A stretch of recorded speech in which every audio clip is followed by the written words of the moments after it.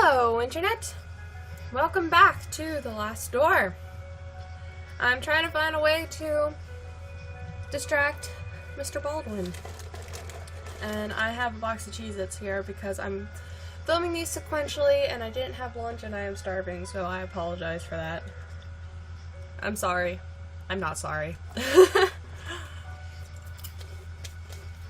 Alright.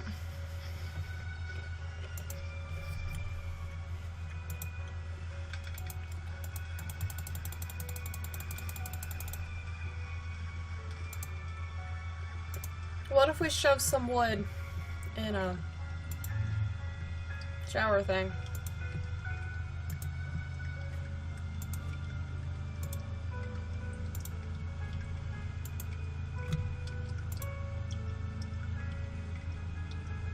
No.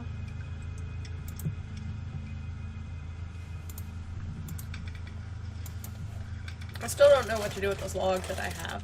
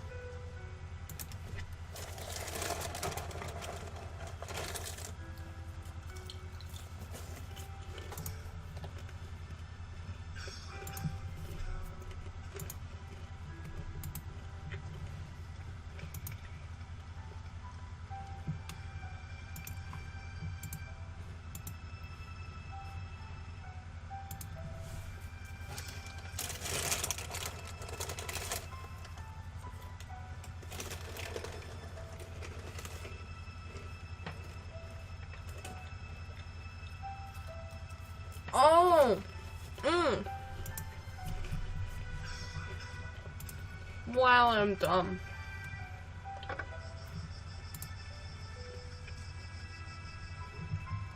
I had already found the way to distract him, I just didn't take advantage of it.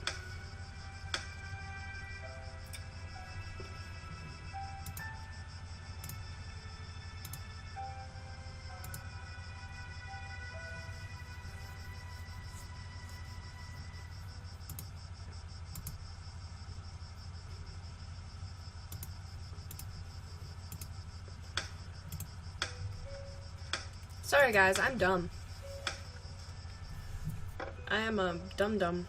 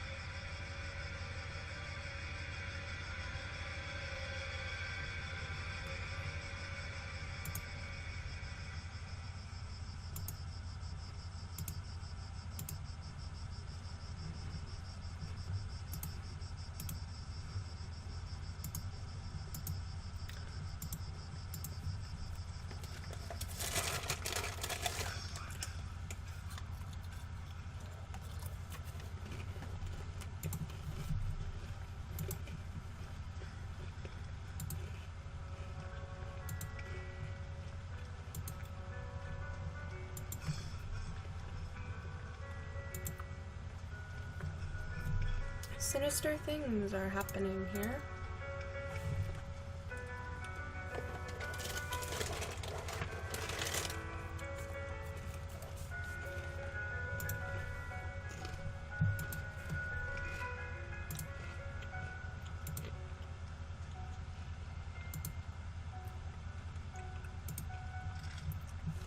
William Nealon's cause of death.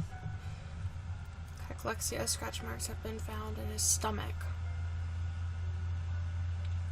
Their expression of terror on the patient's paralyzed face was found at the time of death. We found the patient dead, emaciated, and paralyzed in his body. Typhoid fever. The patient suffered severe hallucinations minutes before death, screamed and shook until it started to take effect. During the autopsy, we found some strange black marks on his fingers. Unknown, he died while he was sleeping.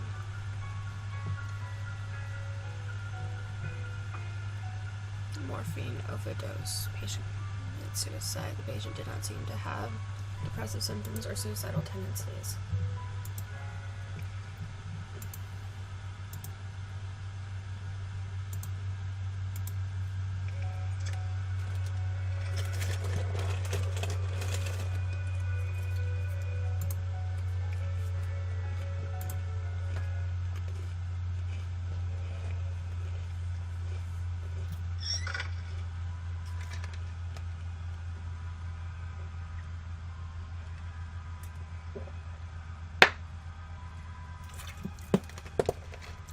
Apparently I'm having a flashback.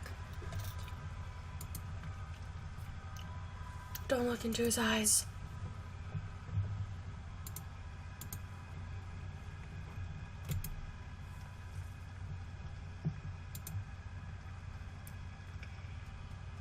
Because the deepest darkness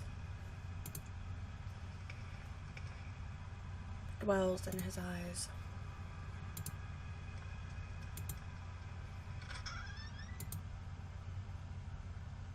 Come in, my son. Do you think you could hide these books from me? They are just classic philosophy books, Father. Plato and Aristotle. Silence! Instruments of falsehood, you mean. Fallacies coming from the snake.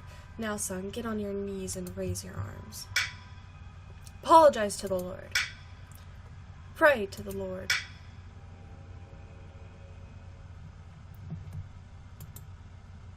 It is Latin, Malaman say, evil in itself. A strange eye-shaped symbol.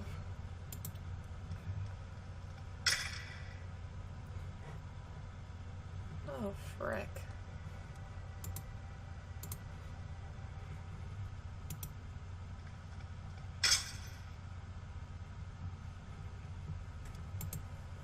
Eye of the bird. What does this mean? Set of crucifixes next to the door.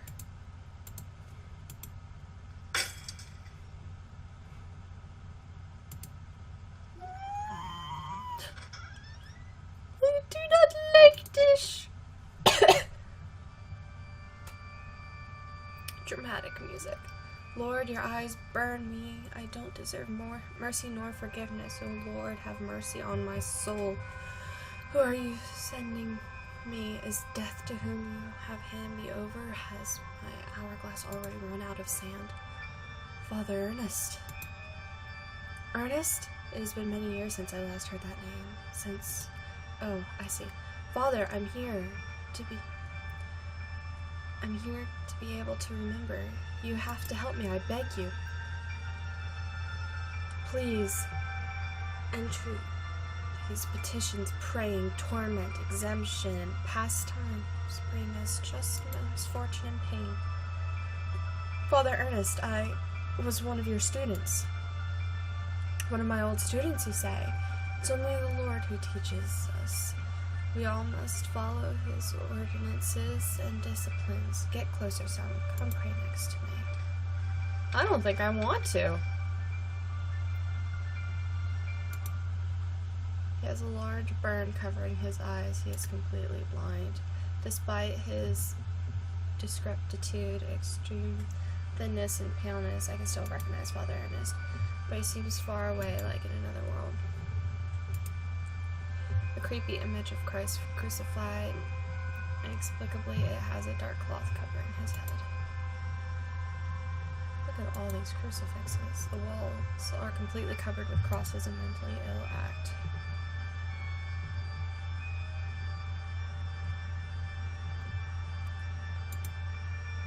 Glory be to the Father, and the Son, and to the Holy Spirit, as it was in the beginning, is now, and shall be. Now, my son, tell the Lord which one is his voice, the sharp sword, the wise quill, or the delicate petal.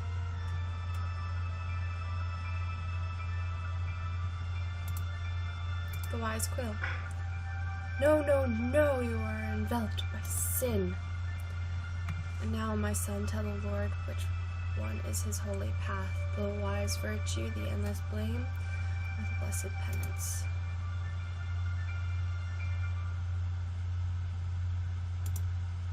The blessed penance. Oh, geez.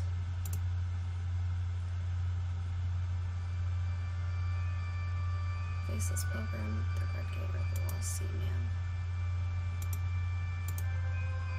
Yes, yes, that's it, my son. We live lost in the endless ocean of sin and blame. Now leave me alone. I have to purify my soul.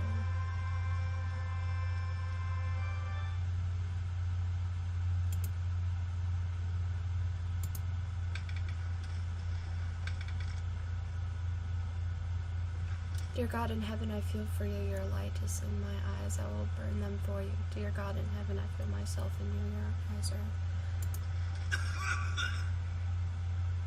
Dear God in heaven, I feel myself, and your sword is in my hand. I will burn them for you. Dear God in heaven, I hate myself, and you, my flame, burn myself.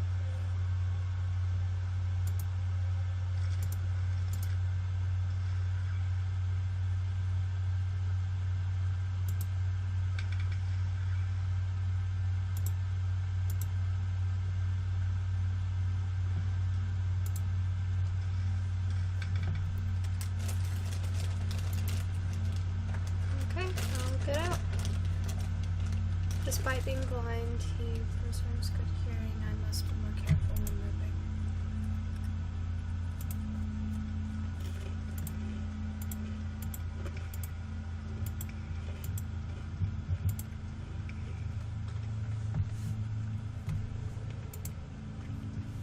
I think I can tear that tapestry now.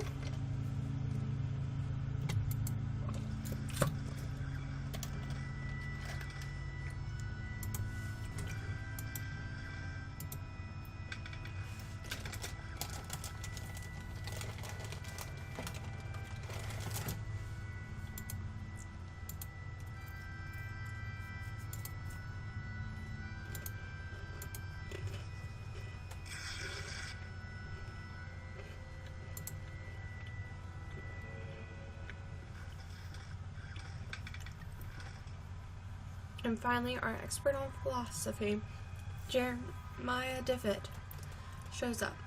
Where were you, my friend? We have been looking for you. Well, as I was saying, tonight is the perfect moment for our next meeting. I suspect that someone outside our group is secretly surveilling us. Who is it, Anthony? My dear friends, it is Professor Glenn. Do you mean Father Ernest?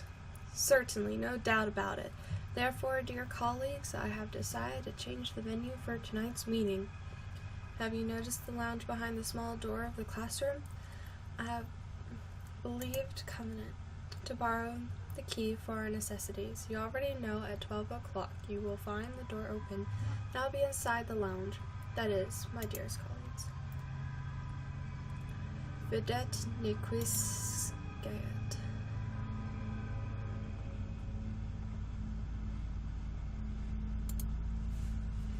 I remember that in this furniture we used to keep some of our personal belongings. Now it is empty.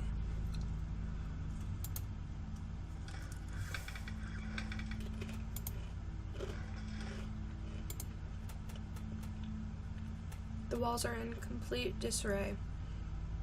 I could possibly punch through it if I tried.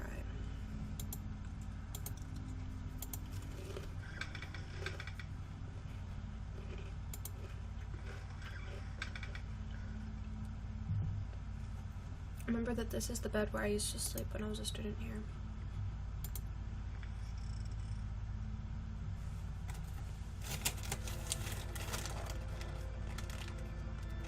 Oh, great. Mr. Rabbit was jumping through the forest in the warm spring afternoon.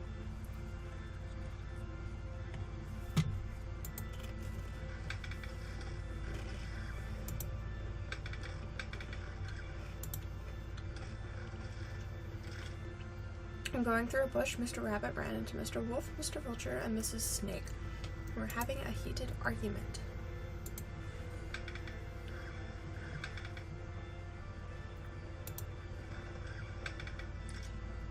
Mr. Rabbit, curious, asked them, "Dearest, why are you arguing in this beautiful cheerful spring afternoon?"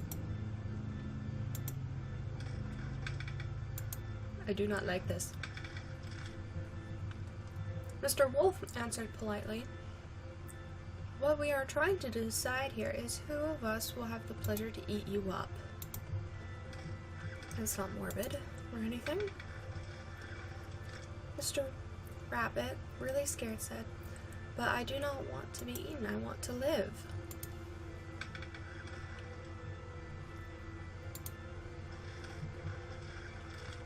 To which Mrs. Snake answered, smiling, "That is impossible to happen, Mr. Rabbit, since we all, both you and us, are going to die sooner or later. Don't you think so?"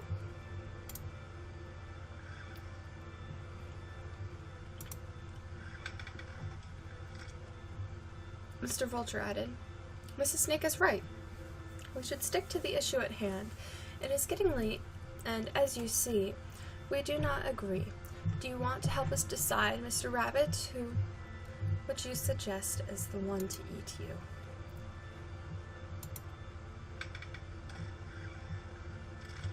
After thinking about it for a while, Mr. Rabbit came up with an idea and carefully said, "I got it. Why not organize a race? The first who arrives to the forest clearing will have the privilege to eat me. No doubt Mr. Wolf can run at high speed, but Mr. Vulture can go flying and avoid any obstacles, and I'm sure that Mrs. Snake knows all the shortcuts within the forest. What do you think?"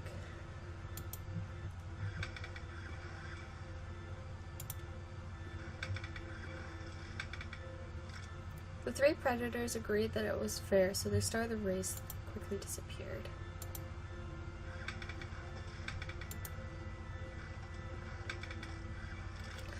Mr. Rabbit, happy to trick them, started running at high speed in the opposite direction of the predators, who, eager to prove their worth, didn't realize the trick.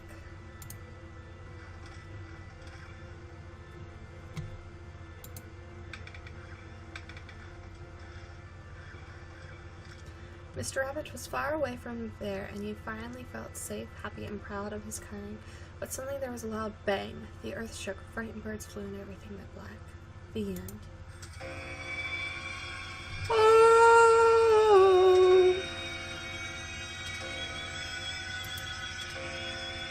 Leave, leave, leave, leave, leave, leave, leave, leave, leave. An impossible love.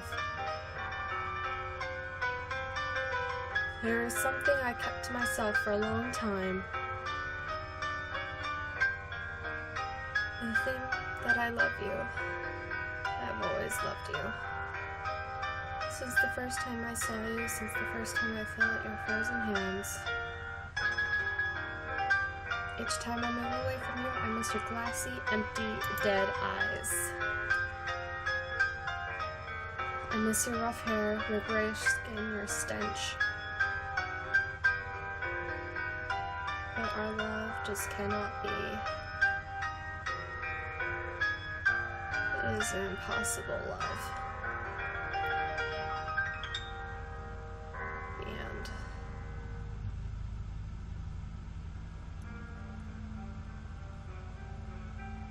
No, not again. How long have I been sleeping? What was all that about? The nightmare found a place in my memories. Alright guys, I kind of went over on this one because it took me down a rabbit trail. Ha ha ha ha ha. Oh, I'll see you in the next one. Bye.